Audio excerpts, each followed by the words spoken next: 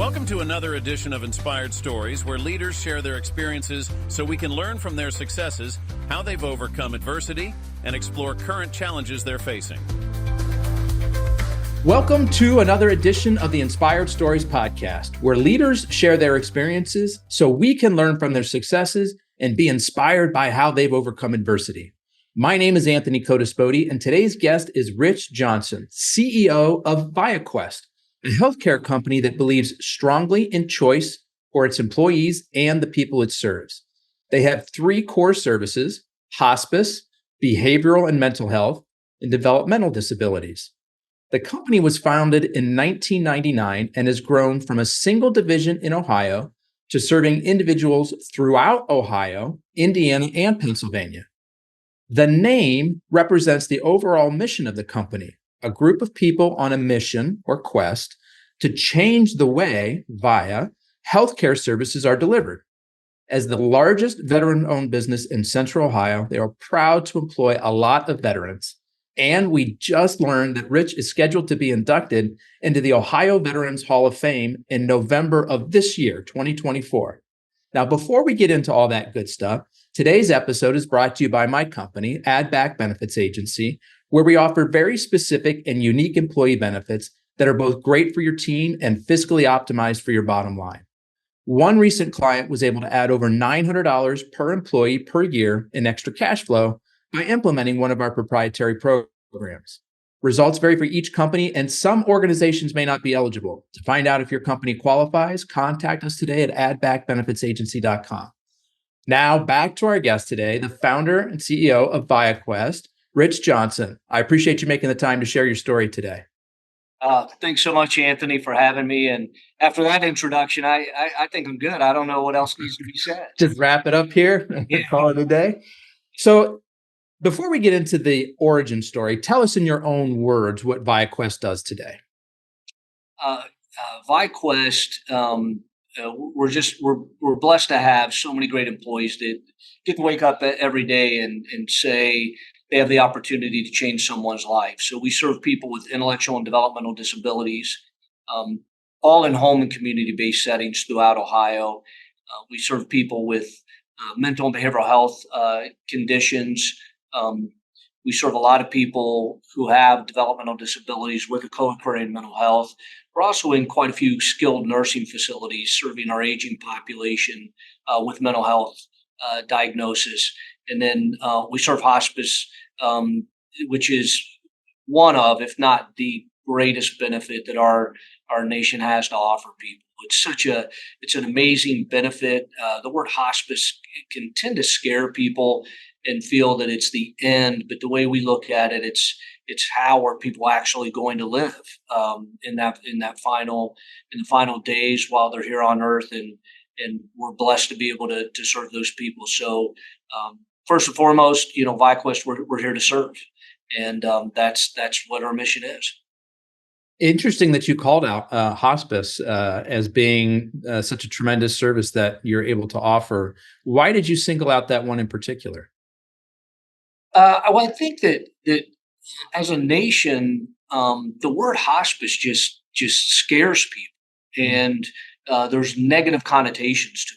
And we're faced with that challenge every day, and people don't fully realize, and I don't think we do a good enough job of explaining hospice. And one of the best things that has happened to hospice since I've been around, and we've been in hospice for close to 20 years now, is Jimmy Carter being on hospice. I think that's giving the American public a chance to understand it. He got on hospice. He hasn't passed. He's been able to spend that time living his life in a very meaningful way.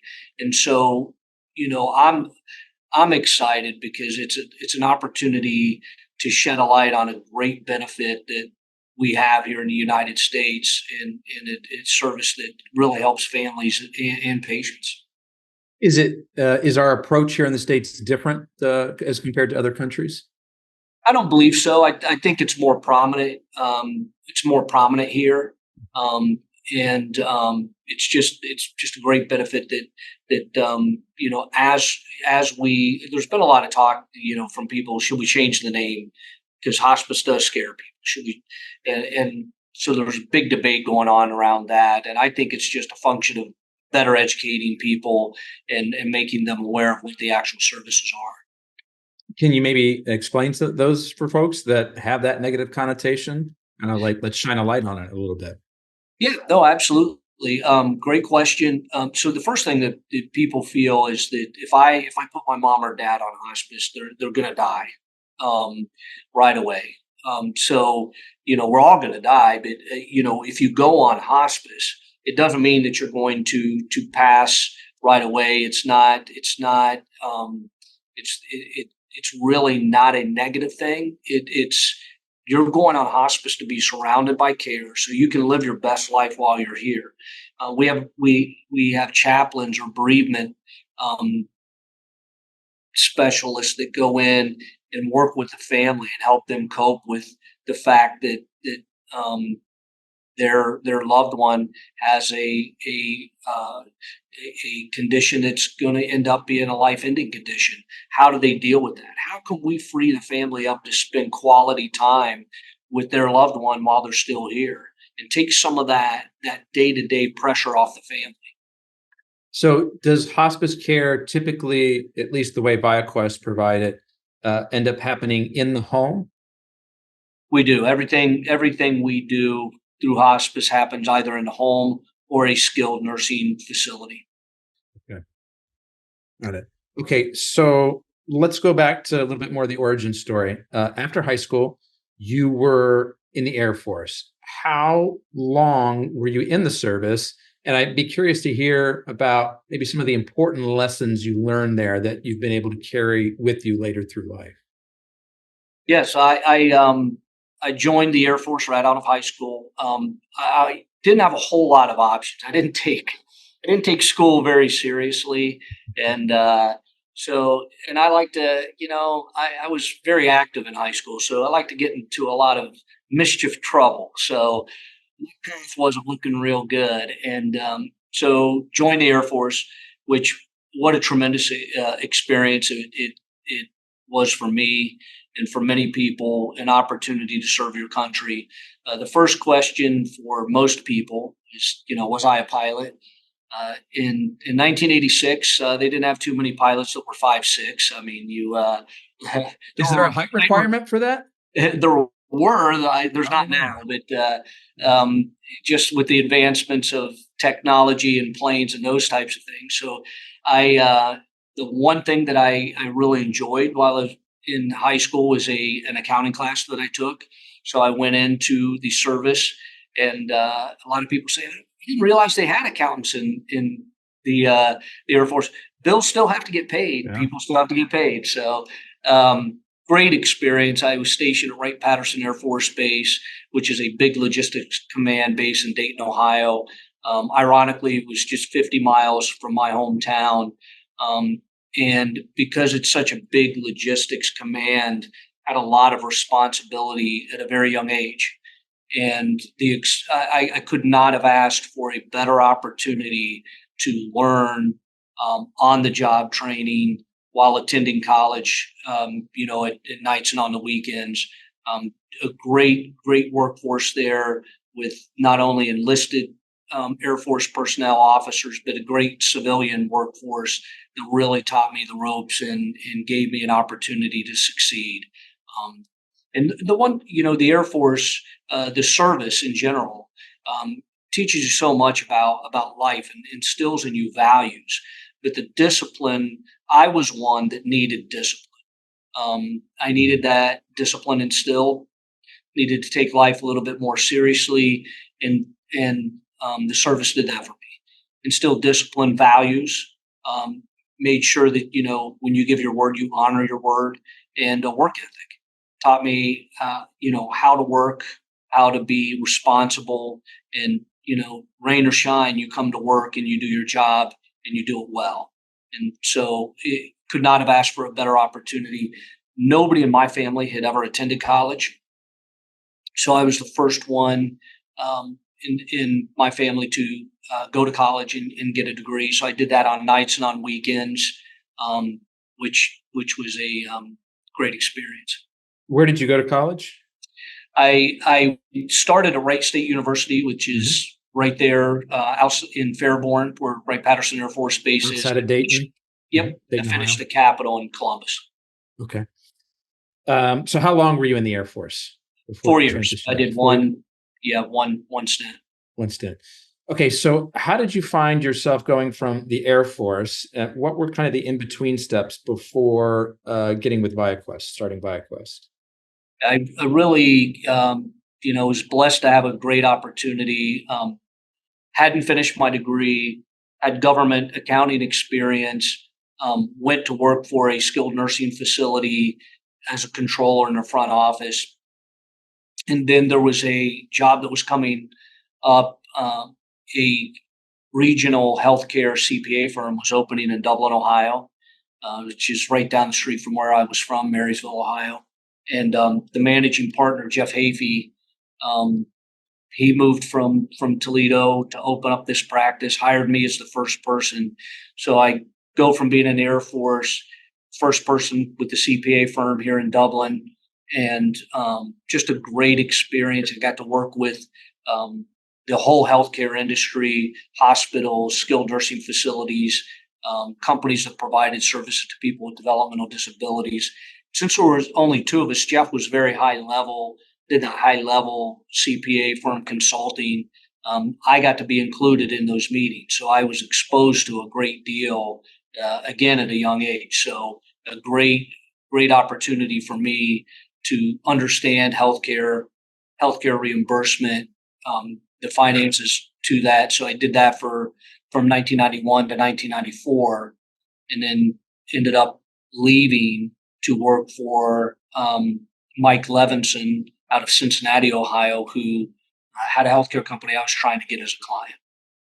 Okay. So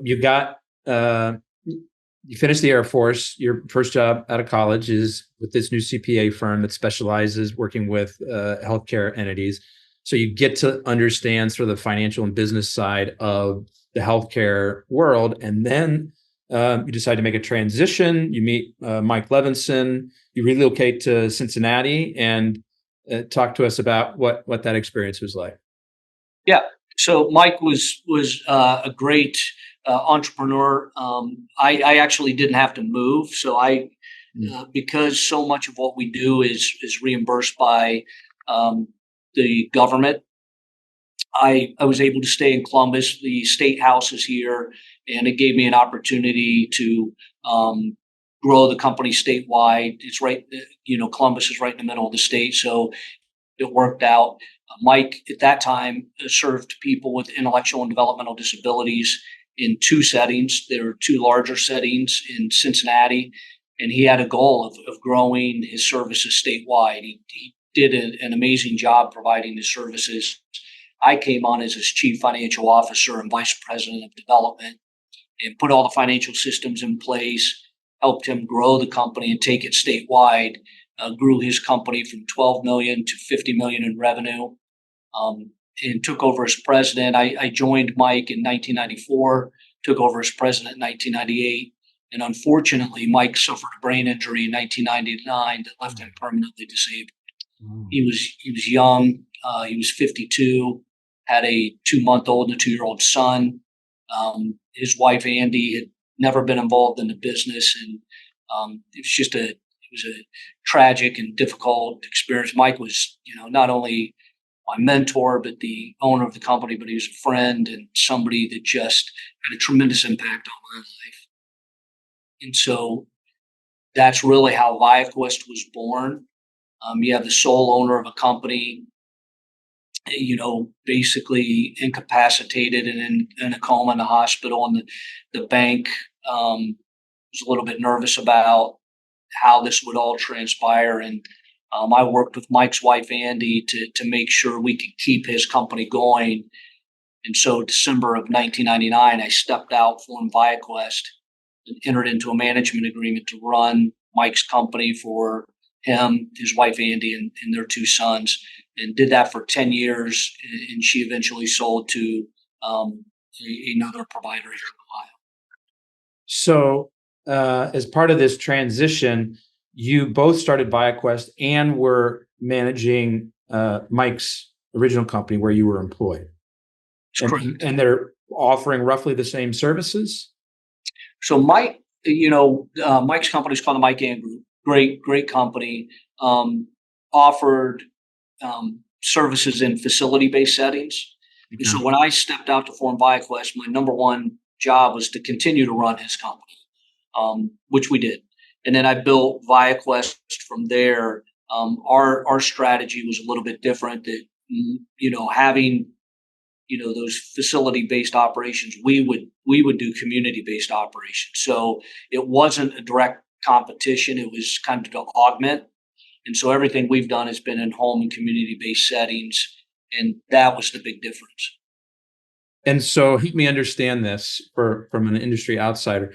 Facilities-based operations, does that mean that Mike's company owned their own facilities, or they were augmenting staff for facilities that somebody else owned? Yeah, Mike owned his own facilities, Okay. employed the employees, and it was a 24-hour residential care setting. And then your strategy was you eliminate the overhead of physical spaces. You don't have to own real estate. You're not renting a space. And instead, you are going to take care of the staffing component that where people need help in their homes. Or what do you mean by community-based service? Like, where would that service be provided? Yeah, so great question. We our community-based services can mean just that, going into somebody's home. If you have an intellectual or developmental disability, we can go into the home to provide services. It's more likely, and most of the services we provide are in typical group home settings, where you have two, three, four individuals with a developmental disability living on their own, and then we support them to live in that community. We support them to live residentially on their own, to get jobs, to be active. If they have a day program they like to attend, we also provide day programming services so they can go there during the day, get those community skills, a job if they like, and really be active participants in the community. Oh, so that's interesting. And so in this scenario that you described, you've got 2, 3, 4 people with mental health issues, or not mental, developmental issues that they need some assistance, and they're living independently on their own, but with the support of someone from your team to check in on them, make sure they're okay, get them the training, help them get jobs, kind of help them find their way through the world. Is that sort of a high level? Yeah, absolutely. We put the supports around them so they can live in a community and be productive citizens, and to do whatever they choose to do within the community. Whether that choice is a job, to participate in day programs, make sure that they have a very robust life in the community. It's interesting. I'm curious. I've got a few questions running through my head here to kind of wrap my head around all the services that you guys provide. Because one of the things that I'm looking at your website here, by the way, for folks listening, it's viaquestinc.com, viaquestinc.com. And I'm looking at your locations page, and you guys are scattered. Like, I mean, you're in Cleveland, you're in Toledo, you're in Columbus, Cincinnati, Dayton, Indianapolis, Pittsburgh. Like, you guys are all over the place. How is it that you can sort of manage all of these services that you're providing from a distance without having like physical locations in each of these geographies? Yeah, that's a real challenge. The one thing that we are 100% government reimbursed. So everything that all the revenue that we get is coming from typically state government, federal government. So, and when it's at the state level, it is the Medicaid budget, which is typically the payer of last resort. So all of us providing this service, and when I say all of us, all the providers that provide this type of service, and I can't say enough about the companies and people dedicated to this field, because it is absolutely a calling and labor of love that changes people's lives. The reimbursement's low, so we all pretty much pay on the same scale, have the same types of benefits, do all of those things because we're reimbursed the same. Our differentiator and what we like to focus on, and the biggest part of my job, is building a culture where people love to come to work, feel appreciated, feel that what they do is making a difference. So when you have that scattered management, people out in individual homes where they don't come into a physical office can present a challenge. And fortunately, we just have a great management team who really takes that culture from the top down and pushes it down to make sure that everybody feels connected and everybody understands that what they do matters and it changes lives. And so it is, I mean, it's amazing you picked up on that right away. Not many people do, but that's a big challenge, having that scattered site management and people out in the community. Our job, my job and goal is to make them feel part of something bigger, that they are changing people's lives. It's really interesting to hear you talk about that being the differentiator for Viaquest, is building this company culture. Because in my mind, I would think, man, that's just going to be so hard to do. I don't even know how to begin to wrap my arms around it, since we don't have, a physical presence in these different places, and everybody's so scattered. Can you maybe give one or two examples of how you guys approach fostering that company culture? Yeah, absolutely. We're very deliberate about it. So it's very organized. We have a group of people that form a Culture Crusaders committee within Viaquest, and their role is to be that leadership committee to make sure that the culture is being taken out to every branch, every person, every geographic region. And so we don't want our values to be something that you just splash on a wall. We want them lived out every day. And their role is to make sure that each and every person working for Viaquest is living out our values. So first and foremost, we have that leadership committee that goes out and does that. In the pinnacle of our year, we bring people in. We can't bring everybody in from the company, but roughly 500 leaders into Columbus and have a day and a half educational session.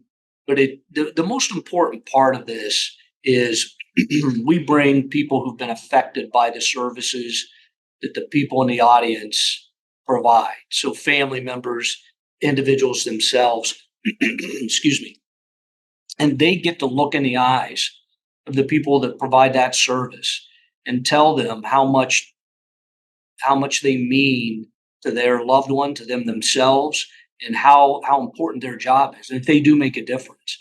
And to see that, I think, really permeates that culture. They get to hear directly from somebody's life who's been changed, and it just reminds them the work that our people do is so hard. It's hard. It's 24/7. Everything we do is 24/7, and it can take a toll on people. So to have that time to be reminded of what they do and how it impacts people it has a tremendous impact. And then we have an award ceremony at night. It's a raucous affair. I'm telling you, it's not some boring more award ceremony, but it's competitive. People are cheering for each other.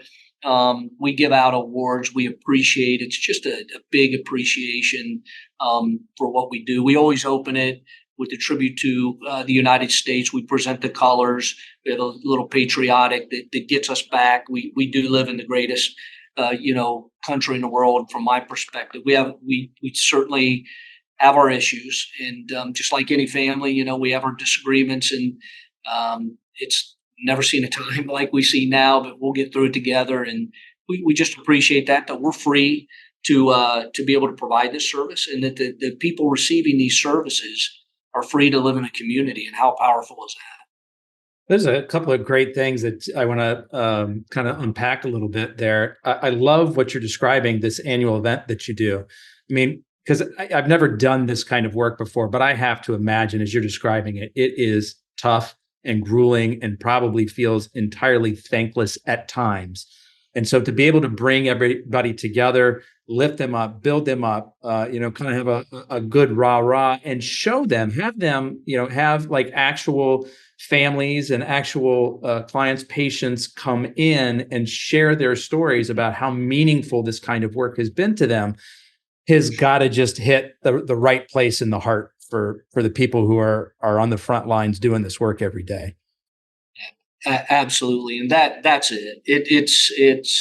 It's our time to be together to celebrate the many lives that we get to change, and it's powerful. And Anthony, the big challenge from that is making sure that feeling and that what they're experiencing lives on beyond that the conference, the event that we have, and so they take it out of there and take it out into the operations throughout our 3 states to make sure everybody feels that. Yeah. And then the other thing I really like that you started to touch on there was, your patriotism. You start the session with, a tribute to America.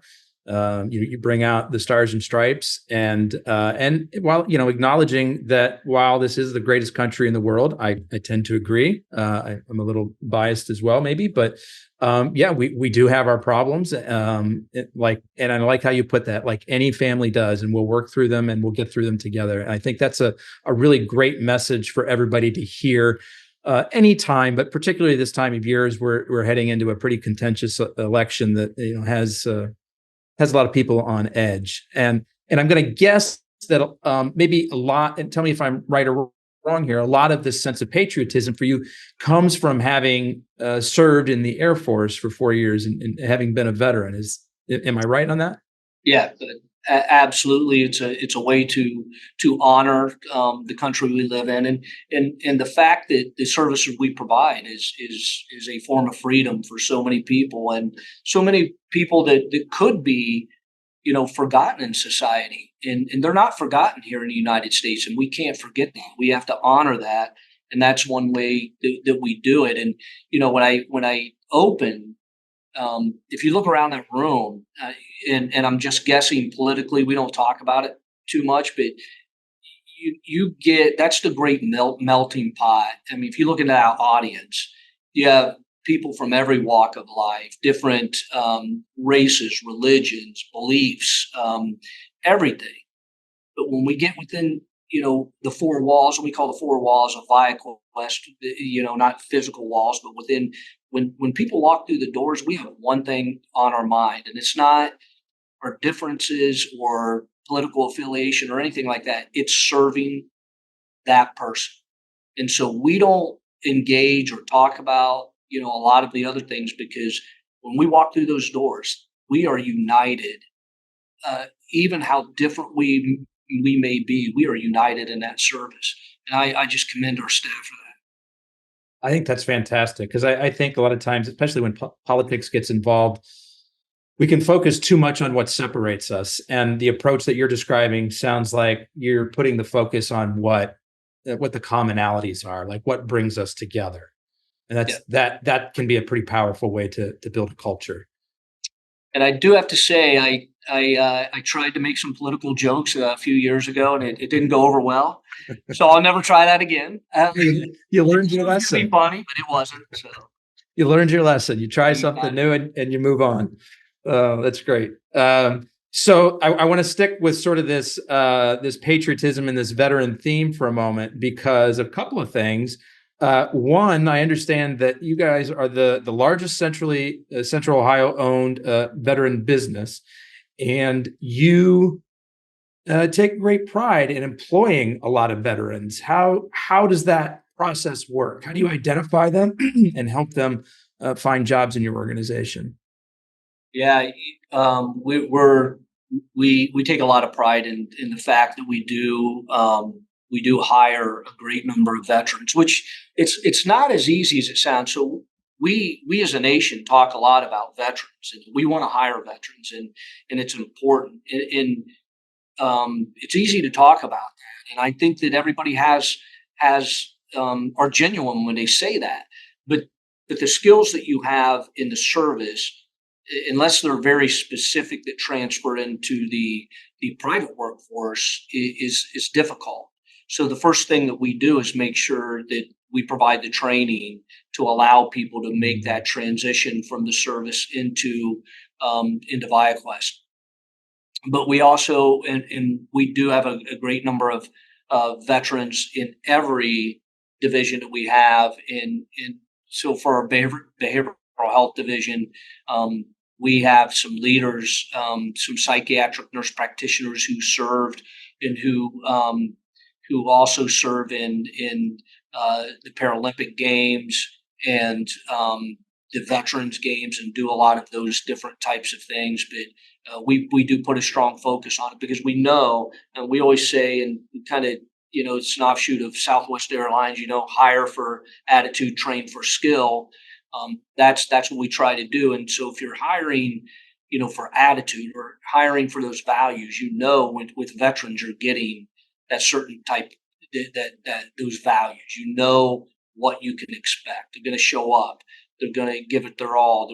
They may not have, the job may not match exactly what they did in the service, but they're going to give everything they can to make it successful.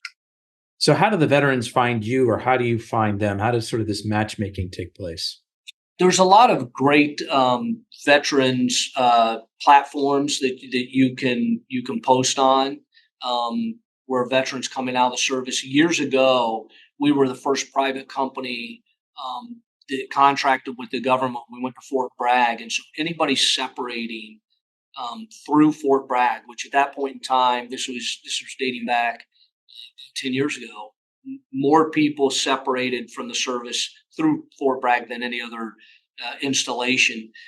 We not only helped them find jobs, we connected them with, if they needed mental health counseling, if they needed medical treatment, we connected them into their communities that they were going back to. It was a pilot project for the armed services, and it was a great pilot project. So we took that experience and really applied it to our everyday, making sure we know where veterans are going to look for jobs.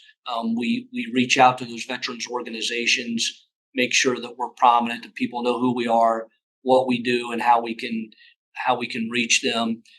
Social media, through social media, we're very big, making sure veterans know what jobs are available through social media. That's great. And then news that you just provided me the other day, which is pretty exciting. You're going to be inducted into the Ohio Veterans Hall of Fame later this year, November of 2024. How did that come to be? Well, it was a big surprise to me to be. So our government relations firm, Andy Herf, who works with Shoemaker Advisors, whenever you go to downtown Columbus and you're educating our legislature on the services we provide, and so here in Ohio, the direct support professional, which is the frontline person providing services to people with intellectual and developmental disabilities, they've been underpaid for so long because our reimbursement has been so low. And so the provider community in Ohio got together and said, this has to change. The job that the direct support professionals and everybody in this field, it needed to change. We needed better reimbursement. So we spent a lot of time at the legislature. When you go down that escalator, the Veterans Hall of Fame has a wall there. And we would sit, and I knew some people that were in it. It's just a great honor. And we'd look at it, and unbeknownst to me, our Andy nominated me, and General Ashenhurst gave me a call I thought I was in trouble. We provide some veteran service. When you get called by the general, you think you're in trouble. I thought I was in trouble for You've been something. called to the principal's office, Rich. You got it. You got it. And she let me know that I'm going to be one of the inductees coming up November 7th. And what a tremendous honor. And it touched me. And I couldn't speak for a few minutes because here I'm thinking I'm getting taken to the carpet. I got a little emotional. So what a great honor. And I'm grateful to Andy and our chief operating officer, Emily Stickley, and my assistant, Diana Bear.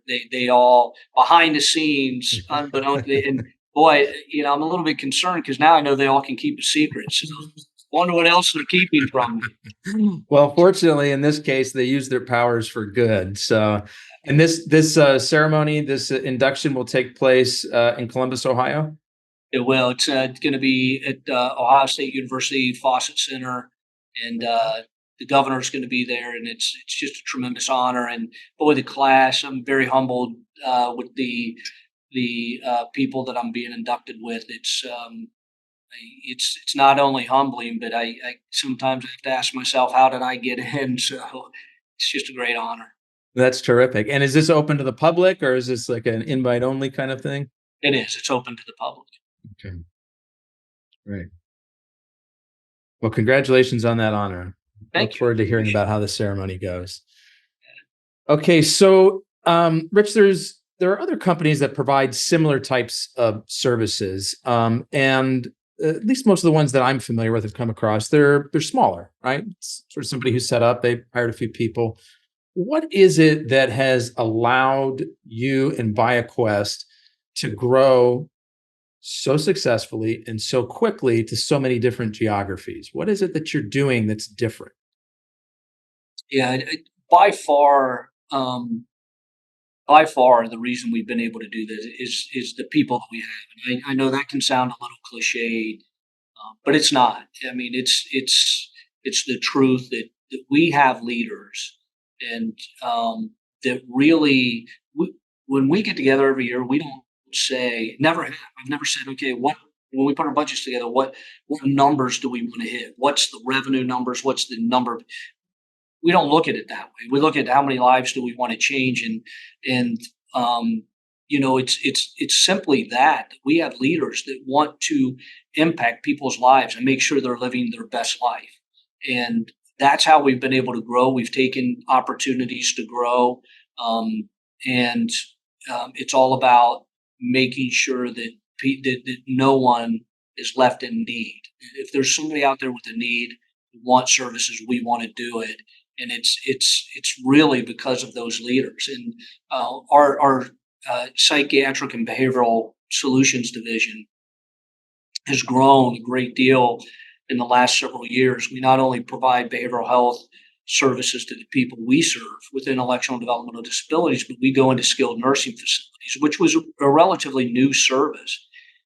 And so to provide that service, especially if you think of COVID, not being able to get into some of the skilled nursing facilities and being able to, we did a lot through telepsychiatry, but it's a calling and a passion, whether it's our therapist or our therapeutic behavioral supports or psychiatric nurse practitioners, they know what the service, they know that the services we provide change lives. So they are motivated to provide that services to more people to help change their lives. So that's really how we've grown.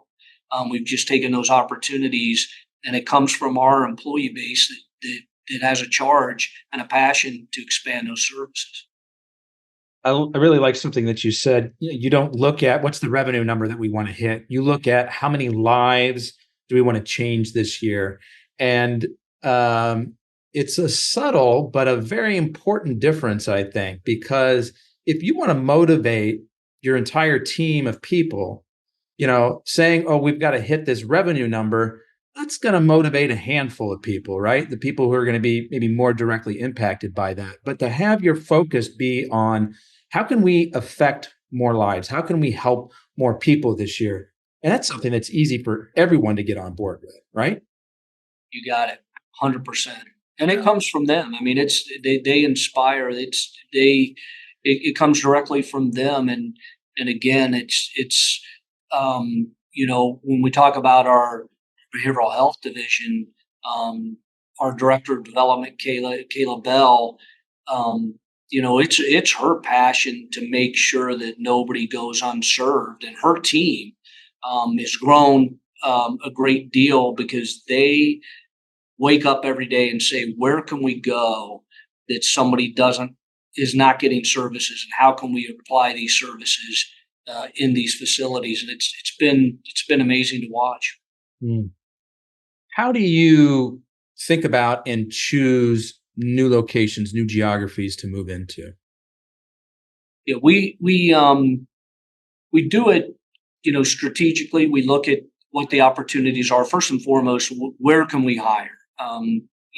There is a shortage of workers that we're faced with in the United States, especially healthcare workers. So if we're going to expand, we need to make sure we can hire people. So we look at that first and foremost. And then what are those opportunities? What does that look like? We want to make sure that we're not spreading ourselves too thin, that if we move to a geographic location, that we can provide those supports, and that somebody's not out there on their own, that we can wrap those services around them. The number of lives that you want to affect, is that something you feel comfortable sharing here? How many lives are we trying to affect in 2024 and beyond?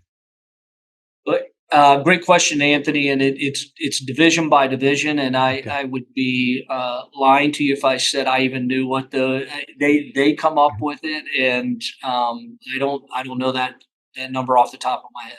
I appreciate your honesty, and this actually leads perfectly into my next question, because when you started the business, I'm going to guess, Rich Johnson, you wore a lot of different hats. You had your fingers in pretty much everything, and being in startup mode and being in the mode that you are now, where you employ so many people across so many different geographies, there has to have been a huge evolution in the way you have been involved with the company, and the way that you need to sort of level up and leverage your own skills.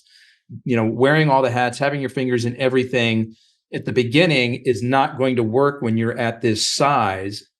Talk to me about how you've kind of made that transition through different stages of growth. Yeah, it was difficult. So, being a little bit of a control freak, and then I, as an accountant, pay a lot of attention to the details, and so it's very detailed, involved in a lot of different things. But as we've grown, I have found it's interesting, because you feel if I was a great detail person, I'll always be a detail person. And that doesn't really hold true.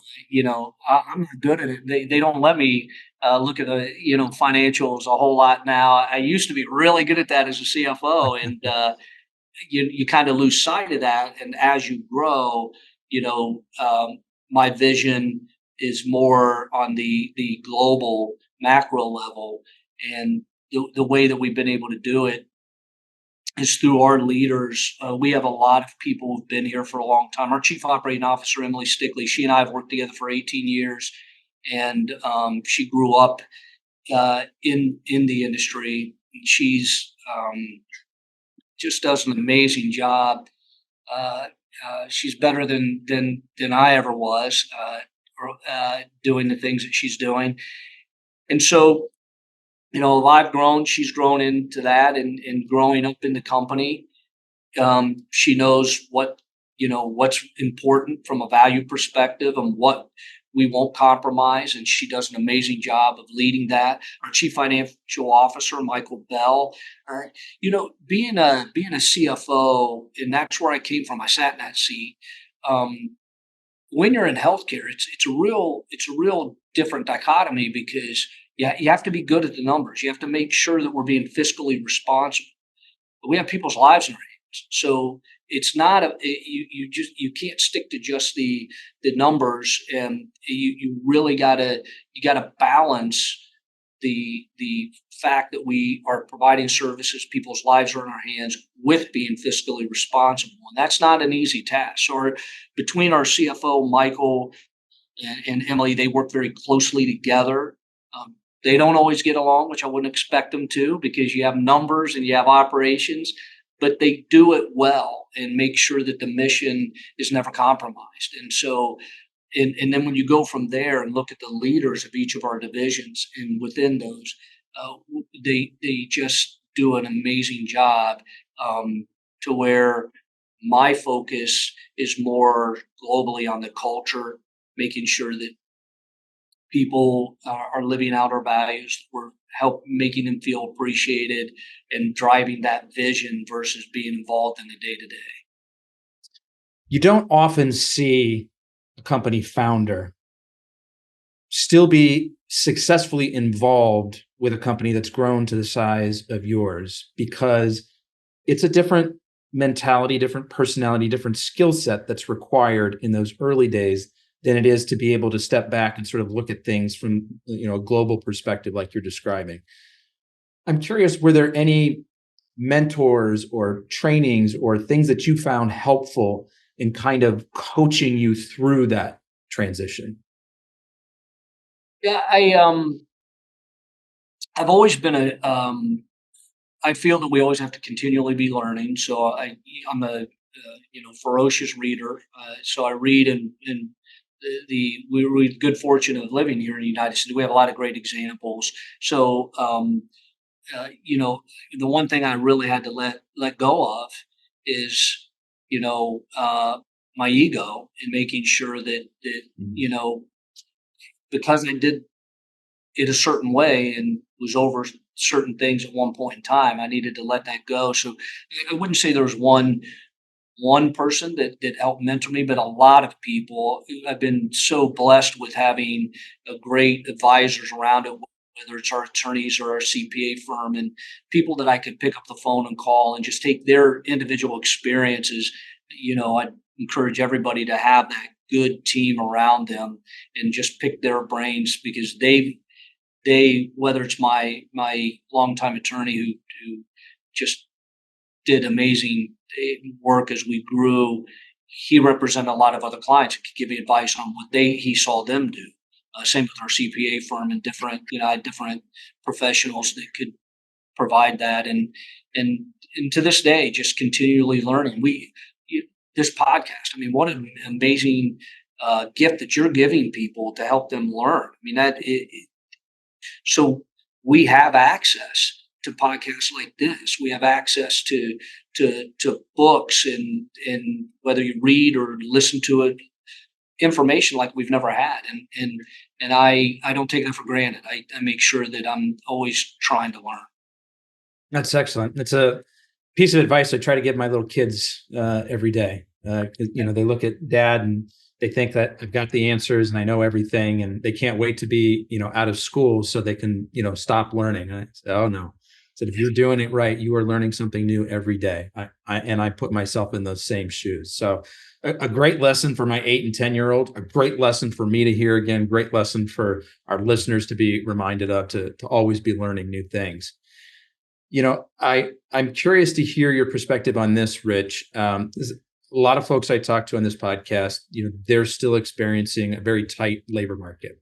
It's hard to find good folks. It's hard to hold on to good folks. I think, what you shared before about all the effort that you put into building a company culture really goes a long way to holding on to good folks and keeping them, at the company. But I think, you even said at the beginning of the interview, like, you and your competitors, you get the same government reimbursements. So you're making the same amount of money. You have the same amount of to dole out to folks in terms of pay and benefits and all of that. So what are some things that you've tried and are finding that is working for you to help recruit those folks into your organization to begin with? Yeah, and I think first and foremost, we try to focus on retention, because trying, as you said, we have a real workforce challenge, and there's a shortage of people coming into the workforce. So first and foremost, we want to make sure that we're retaining people. So we do spend a great deal of time reaching out to our employees and making sure, whether it's through very simple surveys, and it starts with the day they're hired. How are we doing from an orientation? What are we making them feel like when they walk through the doors? How are we training them, equipping them to be successful? When they're on, 30, 60, 90 days, we're constantly seeking feedback from them, because we found that within that first 6 months, if we can keep somebody and they get acclimated into our culture, we're going to keep them. But you can lose a lot of people within those first 6 months to a year. So we're constantly seeking feedback. What are we doing well? What could we do better? Any suggestions you may have? And having a workforce that's out in the community can be difficult. So making sure that we're connecting with them, getting their feedback and input. And I think once we have that, if people are happy, it helps with the recruiting process, because they're going to refer their friends or their families. And we have, referral bonuses for our employees if they bring somebody else in. That we want that. We believe we really do believe in nepotism, because if you're happy and you want to share that, you're going to bring a family member in or a friend. And I know that there was a time where that was not looked upon favorably, but I have to say that because all three of my kids work for the company, and my son-in-law. So we believe, and it's in our blood. And so I think it all evolves around, if people are happy, then that helps with the recruiting process. And so that's really what we focus on. Nothing more powerful than word of mouth. And I'm curious, what's the approach? So we talked about recruiting, retaining staff. How do you find new clients? What's that process look like for you? It's really different depending on what division it is. So we do have referral sources that in all three divisions. So here in Ohio, we're blessed. We have county boards of developmental disabilities who do an amazing job. And so partnering with them, they're responsible for that care coordination for people with disabilities. So we really focus on building a great working relationship with our county boards, making sure that we are working with skilled nursing facility operators. Boy, they've got a tough job, and being in healthcare, every day a new regulation comes on, so you're getting pounded. And certainly that's so with the skilled nursing facility community right now. How can we be a better partner to you to come in and provide services to the people living in your communities? And then and then on the hospice side, working with hospitals, working with skilled nursing physicians, making sure that's a conversation that physicians weren't always comfortable having, that your loved one may need hospice at some point in time. How can we help you as the physician? If we can have that conversation, how can we make it easier? And I think physicians are doing such a great job. They've educated themselves on the hospice benefit and are able to have those conversations. So you have to be fully engaged in the communities, because that's where we're going to get the referrals. Mm. Rich, what's a serious challenge that you've had to overcome, either in your business or your personal life, and what did you learn from that experience? Yeah, so I've had several different big challenges. The first, was Mike getting sick. I mean, that affected me personally, just because here's my mentor and my friend, and how that's affecting him. And the weight of that to make sure that his company could survive. And then right on top of that was the financial crisis of 0809. So we, were a relatively new company at that point in time, had been around for 10 years. had our legs under us, didn't have a whole lot of debt, but everything we do, we don't have any physical plants. We don't have facilities. We don't have homes. We don't have anything. Everything's receivables. And when the banks got in trouble, the bank that we were a part of and were funded for was having an especially difficult time. So they looked at all of their customers that didn't have physical assets. They posed a risk, which we would be one. And I'll never forget it. It was a Friday afternoon, and I had been asking for the better part of a year. Our line of credit needed to be extended because we grew, and as you grow, your receivables grow. We needed to grow the line of credit, and I'd been on them quite a bit. And I got a call and said, "Well, we'd like to come out and talk to you." And I said, "Oh, it's been the time. They're coming out to extend my line of credit." And the more I thought about it, I said, "It's 4:30 on a Friday. They're not coming to extend our credit." So they walked in and said that they stripped all the cash out of our account, paid down the line of credit, not fully, and then asked us to leave the bank. And that everything that we do, and basically they would not lend us another dime, so we had to operate on our cash, which they had just taken the cash and paid down the line of credit. So I had a payroll. I had to come up with $500,000 over the weekend and into Monday to fund our payroll. And I was just very grateful. We had somebody that we worked with that owed us money, but it wasn't due for another 6 months. And I called him. He was a business owner himself, skilled nursing facility operator, does a great job here in Ohio, and explained the situation. So he paid us early so we can meet payroll. But for the next year to year and a half, that was our life, was making sure that we can meet, number one, make sure we could pay people. And we paid a lot of people late, worked the phones, called vendors. I mean, this really shows you what the American people are about, because I would call people and say, "I can't pay you. I will make it right, but if you work with me."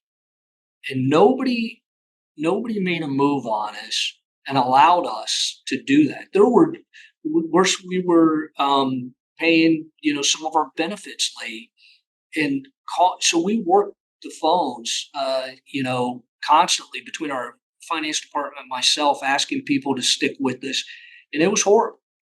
We never missed a payroll.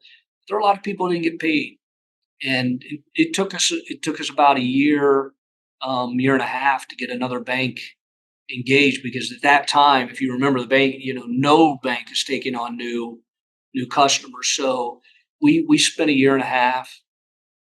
And so if you think about that, our employees, some of their benefits weren't getting paid. So they're hearing it from their spouses. They're hearing it from their physicians.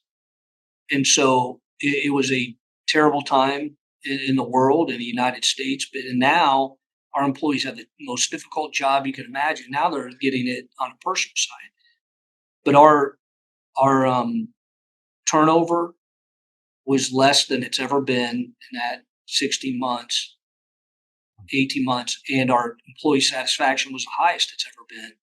People literally said, "I have another job that will pay me a lot more money, and I won't have these headaches, but I can't leave, because if I leave, that's going to show people that we provide services to that the company's not stable, and it could affect their life. So we're staying." And people stayed. And they took later on, they may have taken that job. But it was the most, that just shows the fabric of this nation and the company. And those are the types of employees we have. So if there's who's listening that was skeptical about about Rich's discussion on building company culture, replay the last 45 seconds of what Rich had to say there. During the most challenging part of the company's history, when they struggled to make payroll, they couldn't always pay benefits, everybody that works there knows that the company is on shaky financial ground. They have the highest employee satisfaction rates and the lowest employee turnover rates ever. I can think of no other thing to attribute that to than loyalty by way of an incredibly strong company culture. Am I missing something, Rich? Is there something else at play? No, and I think it really goes to the type of people that do the work. It's a calling, and they really sacrifice for the people we serve. I mean, they give everything they have. I've never been a part of anything like it. It was truly amazing. Every day, there was a story or somebody that could have moved on to a better life, a better position, but wouldn't because they did not want to disrupt the lives of the people we served. They felt that if they were the first one out, then other people would follow, and then it would be a domino effect. And we stayed and became stronger because of it. I'm only here today because of those people. I mean, Yeah. yeah. So how did you eventually get another bank to work with you during this time? Because it wasn't like the economy came back like this, right? It was a slow process. Yeah, we eventually went with a specialty lender. So you have banks that everybody knows the requirements of those, but there are some specialty lenders in healthcare that lend off of your receivables, and they get paid a premium for that. So it's a little bit expensive. It was a road we'd never taken, so I didn't have a whole lot of context. So I do know a lot of people within the industry and try to participate, in industry types of functions. So with the help of our attorneys, with the help of other people, got connected to the right people. And but even then, once we got the introduction, to get through their credit committee and get comfortable with the fact, people had to be confident that we were going to survive.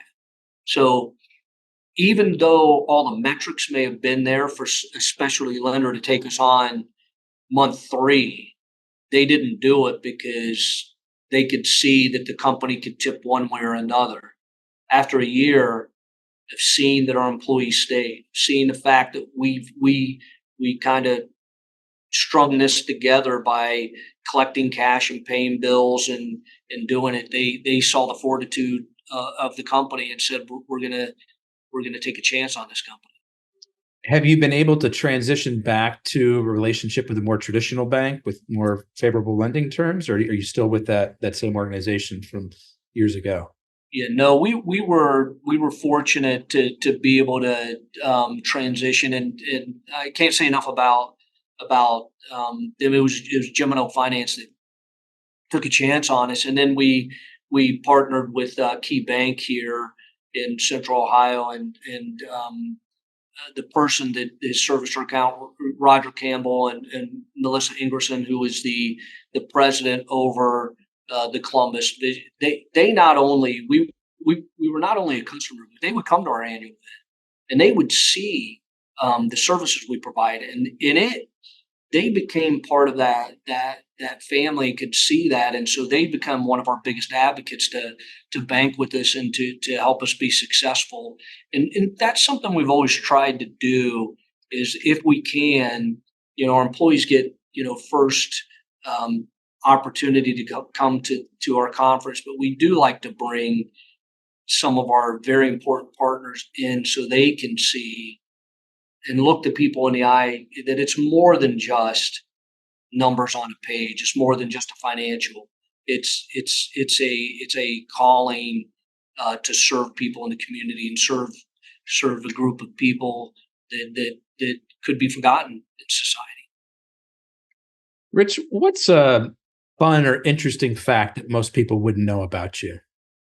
Oh, a fun fact about me. So humor is one of our values. So our values just happened to spell choice. We didn't go down that road. So it's customer service, humor second, ownership, integrity, creativity and excellence. And so humor is important. So I like to have fun. And so this should be an easy question for me. What would be a fun fact? But well, on I'm blanking on something that I could say that's appropriate. I like it. Well, Maybe do you have a tell good some joke? story. You have a Yeah. good joke to share with us? I don't. As a humor guy? No. Okay. Yeah. Fair enough. So, one more question for you before we go, Rich. And before I get to that, I want to do two things. For those listening today, if you like today's content, please hit the like, share, or subscribe button on your favorite podcast app. Rich Johnson, I also want to tell people the best way to get in touch with you. What would that be? I think you did that, Anthony, on viaquestinc.com to check us out on our website. It has all the information there, and it shows all the great work that our people do. So that's the easiest way to get in contact. Viaquestinc.com. And then last question for you, Rich. I'm curious, how do you see your industry evolving in the next few years? What do you think the big changes are that are coming? I think it's an important time for healthcare. I think innovation and how is AI going to play into that? So when you get reimbursed a fixed amount from the government, you got to be as efficient as possible. If you can use technology, there's never going to be enough people. So it's not a function that technology is going to replace people. It can't happen. The numbers just don't fit in healthcare. So how can we use technology to become more efficient on the back end so people can spend more time face to face with the people we serve? And that's the most important thing. As healthcare is an industry, bedside, our nurses, take for instance in hospice, they got into hospice, they want to spend time with the patient at the bedside. But there's so many requirements on documentation. They're spending time looking at a computer when they should be looking into the face of somebody they're serving. How can we use technology to get them to provide that service face to face better and faster? And I think it's a very important time to leverage that technology. I think AI, a lot of people are nervous about it. I'm one excited about it, because if it can free up time for people to spend more time on that direct contact, the better it'll be. How do you see AI playing into this? Are there any tools or examples of it being used in your field yet? Yes, a tremendous, and our IT department, our CIO Samir Bagarva has done an amazing job. So when we have a lot of shifts to fill, I mean, we have 3,800 employees, and we're 24/7. So a lot of those shifts were manual processes. If somebody called off, if somebody couldn't cover a shift, you work the phones. Who has hours available, who's not worked so many hours. And so it was a very manual process of people working the phones. Now that's all electronic, and you can use AI in that RPA process to where the computer actually does it. It scans who's worked, who's eligible to work for that particular person, who has hours available, who geographically, who's the closest, and it narrows it down and can fire out an email or a text to see who can pick up a shift. It's had a tremendous impact. And that's just one example. I mean, the amount of hours that it saves people from working phones and trying to fill shifts is incredible. Wow, that's fascinating. It's certainly an interesting topic to keep an eye on. Well, Rich Johnson of Viaquest, I want to be the first to thank you for sharing both your time and your story with us today. I really appreciate it. Well, Anthony, I appreciate you. And, the funny part about when you asked a fun fact about it, I was class clown in my class. So I know how to have fun. And I totally whiffed on that one. Put you on the spot. Well, does something come to mind yet, or are you still sort of stuck? Well, I get stuck because it's the appropriateness of it. I can come up with some really good stuff. But, your Coming audience, up with the PG version of it's a little more difficult, huh? you got it. You Yeah. got it. So Well, thank you. You've been a great host, and my gosh, you pick up on things. I mean, an amazing host. So thank you for what you do. You're doing great work. Thank you. Appreciate those kind words, Rich. And also thank you to the audience for learning with us today. That's a wrap on another episode of the Inspired Stories podcast.